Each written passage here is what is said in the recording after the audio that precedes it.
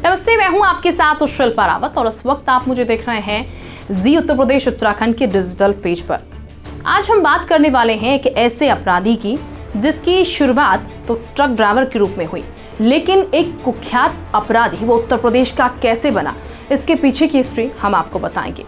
कैसे एक truck driver से वो एक लाविश जिंदगी जीने लगा, उसकी सच्चाई हम आपको आज बताएंगे। हम बात कर रहे हैं बदन सिंह बद्दो की, जो कि 2.5 लाख का इनामी बदमाश है, जिसके खिलाफ कार्रवाई हुई। उसके घर को जमींदोज कर दिया गया, क्योंकि उत्तर प्रदेश में माफियाओं के खिलाफ लगातार कार्रवाई हो रही है और ऐसे में बदन सिंह बद्दो भी उन माफियाओं में है जिन्होंने अकूट संपत्ति, अवैध संपत्ति गलत तरीके से हासिल की, बनाई और उसी के खिलाफ आज कार्रवाई की गई मेरठ में। अब बात करते हैं कि यह ट्रक ड्राइवर आखिर इतना बड़ा माफिया बना कैसे। बदन सिंह बद्दो 1980 के दशक में ट्रक ड्राइवर हुआ करता था मेरठ के आसपास। शुरुआत में थोड़ी बहुत दबंगई बदन सिंह बद्दो करता था, धीरे धीरे ये दबंगई बढ़ती गई और उसका नाम पूरे इलाके में होने लगा। यूपी के बॉर्डर पर शराब तस्करी की भी उसने शुरुआत की। यहाँ से बद्दो का नेटवर्क बढ़ता गया।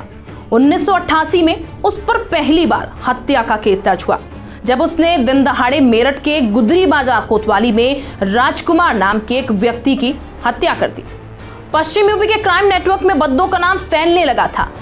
बद्दो बड़ी सुर्खियों में आया साल 1996 में, जब उसने मेरठ के वकील रविंद्र गुज्जर की हत्या कर दी। और इसी पूरे मामले में बड़े ही शातिराना अंदाज में बद्दो को जब पुलिस ने पकड़ा तो बद्दो पुलिस को चकमा देकर वहां से फरार हो गया। वो कैसे, वो भी हम आपको बताते हैं। 1996 के इसी मर्डर केस में बद्दो को उम्र कैद की सजा कोर्ट की तरफ से सुनाई गई, लेकिन इसके बाद जब बद्दो ने सजा काट ली, पेशी पर बद्दो को ले जाया जा रहा था, उस वक्त बद्दो ने बड़े ही शातिराना अंदाज में पुलिस वालों को चकमा दिया, शराब पिलाई और वहां से मौके से फरार हो गया। हम आपको बताते हैं फतेहगढ़ की जेल में उसने पूरा समय काटा। बाकायदा 2 साल की सजा बद्दो ने काटी।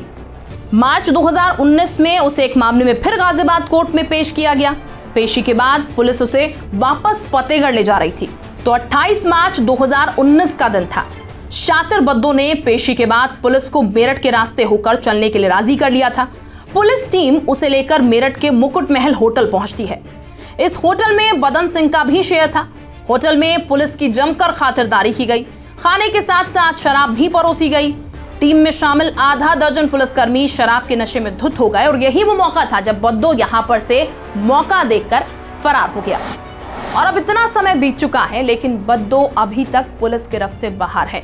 ये आपको बता दें, बद्दो के खिलाफ 4 टीमें हैं और ये भी कहा जाता है कि बद्दो विदेश में है, लेकिन दूसरी तरफ ये कहानियां भी सामने आती हैं। पुलिस की तरफ से कहा जाता है कि बद्दो चकमा देने की कोशिश कर रहा है, वो भारत में ही है, लेकिन पुलिस की गिरफ्त से बचने के लिए ऐसी बातें सामने बद्दो की तरफ से ही लाई जाती हैं कि वो विदेश में अपने बेटे के साथ है। कई बार ये खबरें भी सामने आई कि वो नेपाल में अपने बेटे के साथ रहता है, लेकिन अभी तक पुलिस उसकी तलाश कर रही है। बद्दो के मुकदमों की अगर बात की जाए तो ये फेहरिस्त बहुत लंबी है। बद्दो पर काफी ज्यादा मुकदमे भी दर्ज हैं, तो 30 से ज्यादा केस बद्दो के ऊपर दर्ज है। 50 साल के बद्दो पर हत्या, जबरन वसूली, अवैध हथियार की सप्लाई, ऐसे मामले 30 से ज्यादा हैं। उस पर 2011 में जिला पंचायत सदस्य संजय गुज्जर की हत्या, 2012 में केबल मैनेजर पवित्र मैत्रे की हत्या का भी केस दर्ज है।